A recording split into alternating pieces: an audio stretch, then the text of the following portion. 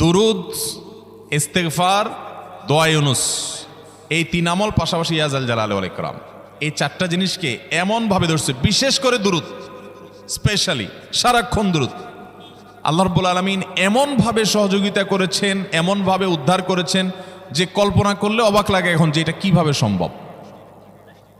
ভাইরা আমার, এক সাহাবী নবী করিম সাল্লাল্লাহু আলাইহি ওয়াসাল্লামের কাছে এসে বলছে, ইয়া রাসূলুল্লাহ, আমি যে দোয়া করি এই দোয়ার মধ্যে আমি নিজের জন্য করব, আমার ছেলে মেয়ের জন্য করব, অনেক কিছু করব, এটা সেটা, রিজিক চাইবো, সুস্থতা চাইবো, অনেক কিছুই তো আল্লাহর কাছে চাইবো। আপনি তো আল্লাহর রাসূল, আপনার জন্য দোয়া করলে আমাদেরই লাভ, একবার দোয়া করলে আল্লাহ 10 বার রহমত নাজিল করবেন, তো আপনার জন্য আমার দোয়ার ভিতরে কত % রাখবো? সাহাবী বারবার বিভিন্ন পার্সেন্টেজ বলছিলেন যে 3 ভাগের 1 ভাগ আপনার জন্য রাখি ইয়া রাসূলুল্লাহ, অর্ধেক রাখি, আরো বেশি করে রাখি। তিনি যত বলছেন নবী করিম সাল্লাল্লাহু আলাইহি ওয়াসাল্লাম আরো বাড়ানোর জন্য তাকে উৎসাহ দিচ্ছিলেন। এক পর্যায়ে যখন তিনি বললেন, ইয়া রাসূলুল্লাহ,